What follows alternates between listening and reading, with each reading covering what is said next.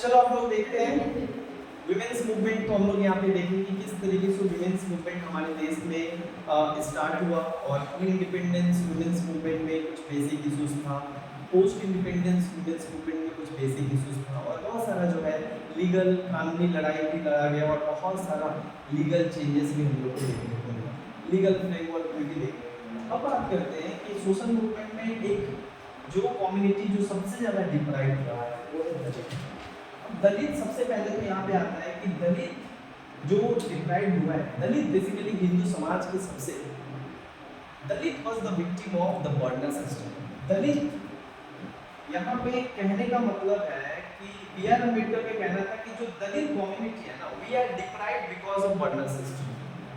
B R Ambedkar का कहना था कि हम लोग इसलिए ज़्यादा हम लोग वंचित है ना, हम लोग को समाज में वो तमाम अधिकार और इज्जत और समानता और हम लोग को एक राइटफुल डिग्निटी नहीं मिला ना आज तक, उसके पीछे एक कारण है सबसे बड़ा बर्नर सिस्टम। जैसे हमारा बर्नर सिस्टम ये कहता है, बर्नर सिस्टम में कहीं भी जो है दलित के बारे में बात नहीं है। Dalit is basically Dalit outer caste, Brahmin Kshatriya वैश्य शूद्र, शूद्र के बाद के नीचे के कास्ट को कहा जाता है varna system. And Dalits are not considered as the part of society because Dalits are not under the varna system, and that is why the mainstream of society they does not accept Dalits are the ideal caste।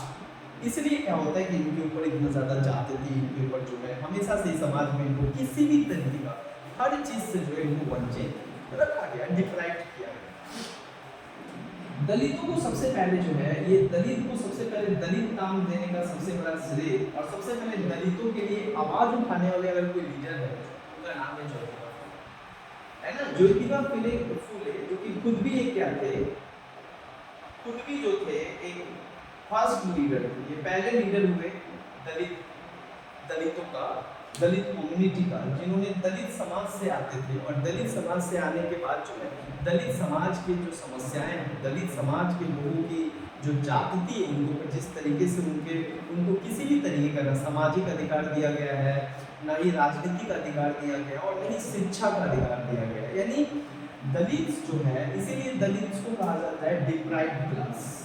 क्या कहा जाता है? Deprived class. जो आगे चल के जो है बी आर अम्बेडकर इसको नाम देते हैं deprived class. B R Ambedkar Dalit community को कहते हैं एक डिप्राइव्ड क्लास, हर जगह से क्या है डिप्राइव्ड, हर जगह से वंचित, डिप्राइव्ड क्लास, डिप्रेस्ड क्लास, एक ऐसा क्लास जो डिप्राइव्ड है, जो डिप्रेस्ड है, जिनको हर सामाजिक, राजनीतिक, शैक्षणिक हर अधिकारों से जो है वंचित रखने का काम किया गया है। वहीं पर अगर देखा जाए तो दलितों के लिए सबसे पहले तो ज्योतिबा फुले आवाज उठाते हैं और उन्होंने एक बुक पे लिखा गुलामगिरी। दलितों के लिए उन्होंने एक बुक लिखा दलितों के ऊपर और दलितों के प्रॉब्लम्स के ऊपर, उसका नाम था गुलामगिरी, जहाँ पे वो कहते हैं कि दलित जो है समाज के 4 वर्णों के गुलाम जैसे, दास जैसे, है ना, दास की जैसा जो है सारे लोग उसको ट्रीट करते हैं, है ना, कोई अधिकार नहीं। इसके बाद यहाँ पे बताते हैं कि दलितों के लिए आवाज उठाते हैं, दलितों के अधिकारों का बात करते हैं, लेकिन बात के टाइम पे जो है बी आर अम्बेडकर एक बहुत बड़े दलितों के नेता बन के और बी आर अम्बेडकर एक ग्रेटेस्ट लीडर ऑफ दलित, दलितों का सबसे महानतम नेता कहा जाता है। बी आर अम्बेडकर एक ऐसे व्यक्ति जिन्होंने सबसे पहले दलितों को जो है राजनीतिक अधिकार दिया, दलितों को जो है एक पहचान दिया और दलितों के इश्यूज को ग्लोबल लेवल तक जो है इन्होंने उठाया और कानूनी लड़ाई भी लड़ा, सामाजिक लड़ाई भी लड़े और उसके बाद जाकर जो है बहुत लड़ाइयाँ लड़ने के बाद दलितों के लिए उन्होंने संविधान में एक प्रावधान दिया रिजर्वेशन का, ताकि और समाज में दलितों को सामाजिक स्थिति उठाने के लिए, सामाजिक स्थिति, शैक्षणिक स्थिति सुधारने के लिए तो दलितों को क्या करते हैं, बहुत सारा सेफगार्ड, बहुत सारा रिजर्वेशन देकर जो है उनकी स्थिति को सुधारने का काम करते हैं, है बी आर अम्बेडकर। इवन अगर देखा जाए तो गांधी दलित को क्या कहते हैं? गांधी दलित को कहते थे चिल्ड्रन ऑफ गॉड, यानी गांधी दलित को हरिजन कहते थे। गांधी दलित को क्या कहते थे? गांधी दलित को हरिजन नाम दिए थे। बहुत बार क्वेश्चन आता है कि the term Harijan is first time coined bye whom? Mahatma Gandhi use Harijan word for Dalits. और इसका इंग्लिश मतलब होता है चिल्ड्रन ऑफ गॉड। हालांकि इसका बात जो है बी आर अम्बेडकर नहीं मानते। बाद में बी आर अम्बेडकर संविधान निर्माता बी आर अम्बेडकर जिन्होंने बहुत सारी लड़ाइयाँ लड़ी दलितों के अधिकार को दिलाने के लिए, क्योंकि दलितों को केवल शिक्षा लेने का अधिकार तो छोड़ ही दो, समाज में रहने का भी अधिकार नहीं। समाज के सबसे निचले छोर पे और सबसे लास्ट छोर पे क्या होता था, इनका घर होता था। इनके ऊपर इतना ज़्यादा अत्याचार किया जाता था कि समाज के 5 बजने के बाद 6 बजने के बाद ये समाज में क्या कर सकते हैं, ये यानी कि शाम हो जाने के बाद ये घर से निकल सकते हैं। इतना था कि लाइक इनको जिस रास्ता से जाते थे उस रास्ता को बाद में धो दिया जाता है ना। इतना कि इनको जो है पब्लिक जो ट्यूब वॉल है ना, वेल है, वहाँ से इनको क्या किया जाता था, पानी पीने दिया जाता था। यानी कि जो सार्वजनिक कुआं होता था जहाँ पे सब लोग पानी लेते थे, पानी ले आने जाते थे, दलित के लोगों को पानी पीने का भी अधिकार है। दलित के लोगों को बहुत जागृति किया जाता था, बहुत हर स्तर पर उनके साथ जागृति होता था। ये बी आर अम्बेडकर थे जिन्होंने क्या करते हैं 1927 में ये दलितों के लिए महाड मार्च स्टार्ट करते हैं। क्या करते हैं, महाड मार्च मूवमेंट स्टार्ट करते हैं, प्रोटेस्ट मूवमेंट स्टार्ट करते हैं, और जहाँ पे दलितों को पहला बार सार्वजनिक कुआं से पानी पीने का अधिकार दिलवाते हैं। और वहीं पे क्या करते हैं, वे मनुस्मृति को जला देते हैं और कहते हैं मैं इस मनुस्मृति को नहीं मानता हूँ, जो मनुस्मृति समाज में दलितों को एक बराबरी का अधिकार नहीं देता, जो समाज में दलितों को जो है पानी पीने का एक बेसिक अधिकार जो सबके पास होना चाहिए वो भी नहीं देता है, वो उस मनुस्मृति को नहीं मानता। और यहाँ पे महान मार्च का भी जो है यहाँ पे बात करें। इवन उसके बाद देखा जाए तो ये 1930s के टाइम पे जो है ये टेम्पल एंट्री मूवमेंट भी स्टार्ट करते हैं। Temple entry movement, B R Ambedkar temple entry movement, यानी दलितों को मंदिर में भी प्रवेश करने का अधिकार नहीं था। दलितों को कहा जाता है ये नापाक है, ये मंदिर में जाएंगे तो मंदिर भी अछूत हो जाएगा क्योंकि अछूत जाति के हैं, है ना, ये आउटकास्टेड जाति के हैं, इसलिए इनको मंदिर में प्रवेश करने का अधिकार नहीं था। बाद में बी आर अम्बेडकर प्रोटेस्ट करके इतनी लड़ाइयाँ लड़के जो है इनको अधिकार दिलाते मंदिर में जाने का। इवन इसके बाद 1932 में क्या करते हैं, जब कॉमनवेल्थ अवार्ड आता है 1932 में, जब British prime minister Ramsay MacDonald एक कॉमनवेल्थ अवार्ड लाता है और उस अवार्ड में दलितों को क्या करता है, रिजर्वेशन देने का बात करता है। दलितों का सीट लेजिस्लेटिव असेंबली और काउंसिल में रिजर्व करने का बात करता है, तो क्या करते हैं बी आर अम्बेडकर उसको मान लेते हैं। लेकिन गांधी इसके अगेंस्ट, यही कारण होता है कि गांधी डिसएग्रीमेंट हो जाने के कारण बाद में गांधी और बी आर अम्बेडकर के बीच पूना पैक्ट होता है, समझौता होता है।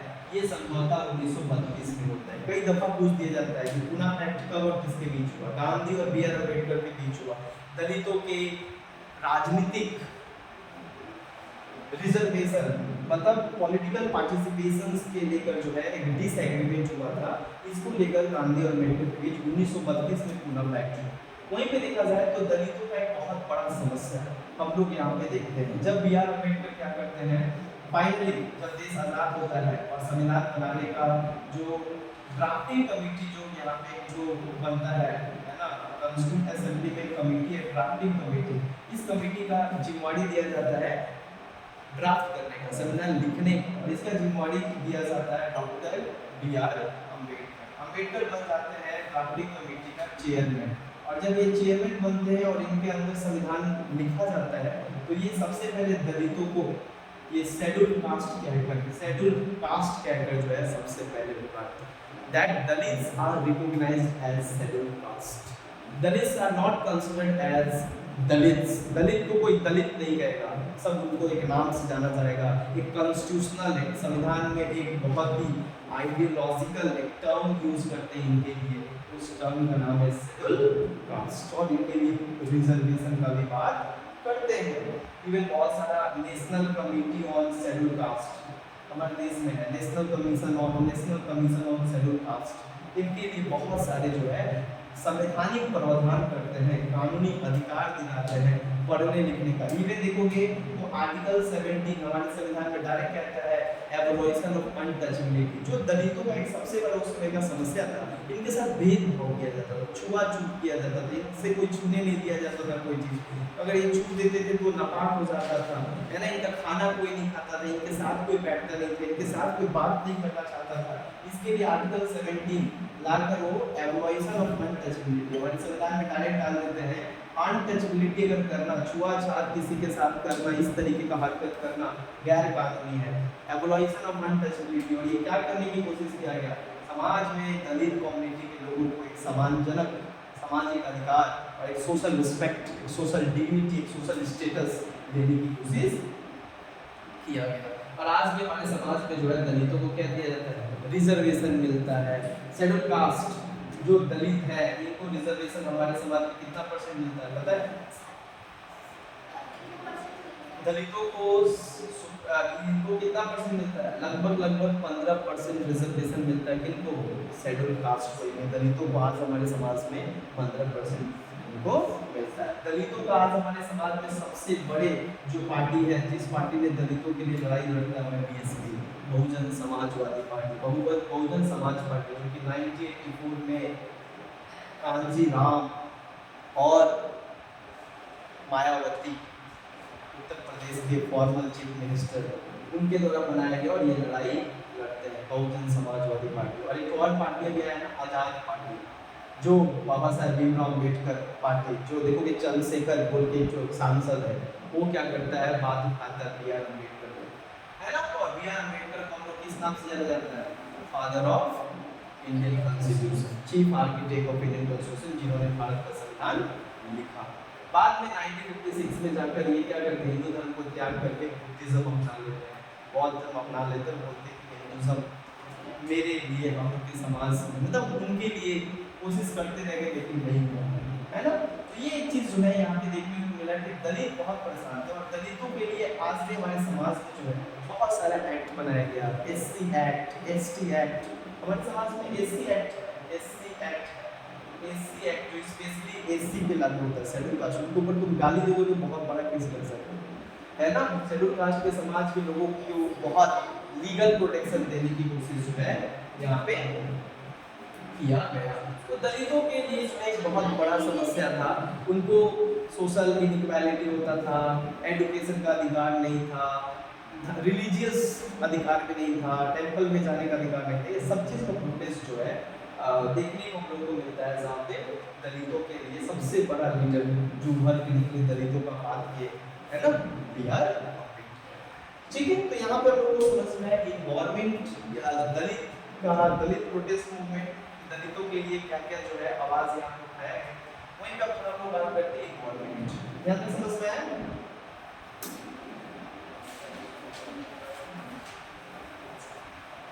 अब देखो इन्वायरमेंट मूवमेंट का जब हम लोग बात करते हैं, इन्वायरमेंट मूवमेंट का मतलब क्या होता है? इन्वायरमेंटल मूवमेंट को इकोलॉजिकल मूवमेंट भी कहते हैं।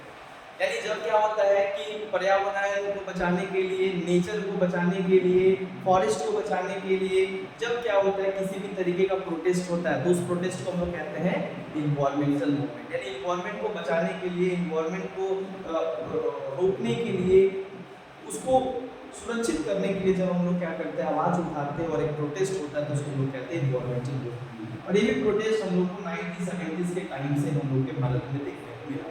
जहाँ पे एक देखने को मिला सबसे पहला जो इन्वायरमेंटल मूवमेंट था, वो देखने को मिला जो कि इन्वायरमेंट को बचाने के लिए किया गया। वो सबसे पहले एक चिपको मूवमेंट के रूप में जो है हम लोग यहाँ पे देखते हैं, जो कि 1973 में जो है उत्तराखंड के चमोली डिस्ट्रिक्ट में छोटा सा गांव में जो है ये हुआ था, जिसके एक बहुत बड़े लीडर, और ये सबसे पहले चिपको मूवमेंट जो है रूरल वीमेंस के द्वारा स्टार्ट किया गया था। यानी गांव के जो महिलाएं हैं उनके द्वारा जो है सबसे पहले पेड़ को बचाने के लिए, है ना, डिफॉरेस्टेशन को रोकने के लिए इनका एक किया गया पहला कदम था। और ये सबसे पहला दुनिया का इन्वायरमेंटल मूवमेंट बन जाता है, जिसको बाद में जो है इसको सबसे बड़ा लीड करते कौन? सुंदरलाल भगवना।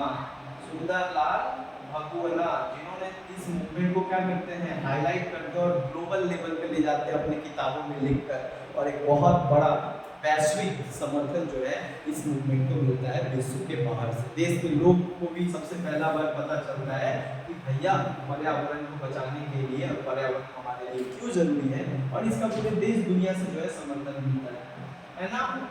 तो ये एक चांदी प्रसाद भट्ट, ये भी थे चांदी प्रसाद भट्ट, ये भी जो है ये सब थे, चांदी प्रसाद भट्ट, गौरा देवी, ये सारे लोग जो थे जिन्होंने चिपको मूवमेंट किया। बट चिपको मूवमेंट किस लिए किया गया था?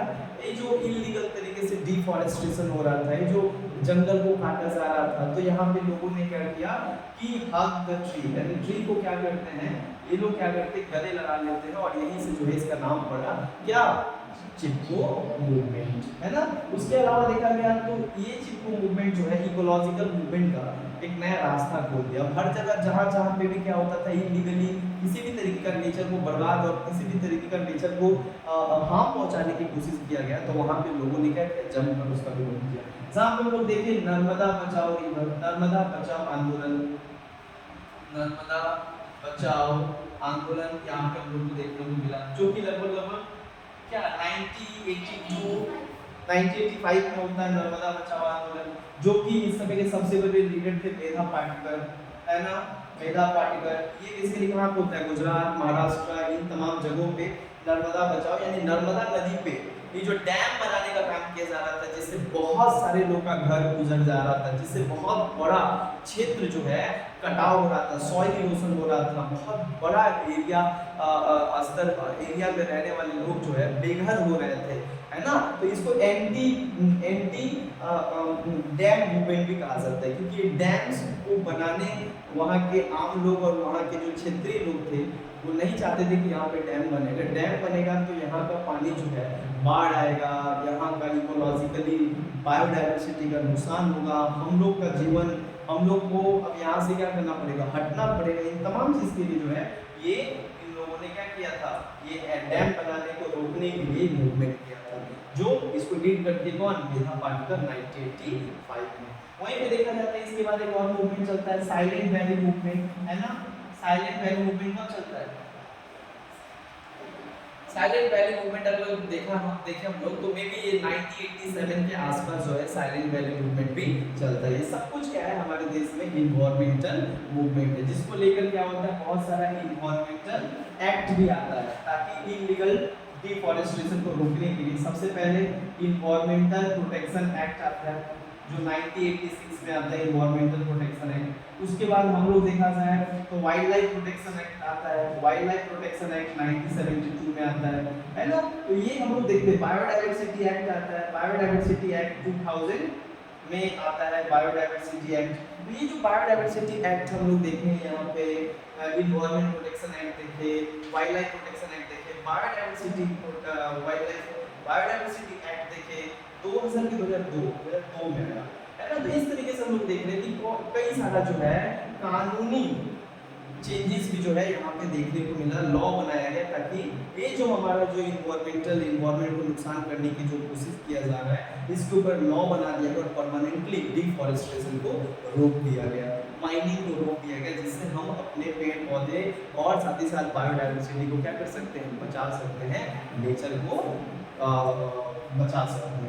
तो इस तरीके से हम लोग देखें कि किस तरीके से इन्वायरमेंटल मूवमेंट जो है शुरू हुआ और इसका कई सारा जो है चेंजेस भी हम लोग को देखने को समझ में आया। ये एक चीज़ हम लोग के यहाँ था सोशल मूवमेंट, जहाँ पर हम लोग देखें कि वुमेन्स मूवमेंट किस तरीके से चला, दलित मूवमेंट किस तरीके से चला और इन्वायरमेंट को बचाने के लिए इन्वायरमेंटल मूवमेंट भी किस तरीके से हुआ। चलो मिलते हैं नेक्स्ट क्लास में एक नए टॉपिक के साथ, ठीक है। धन्यवाद।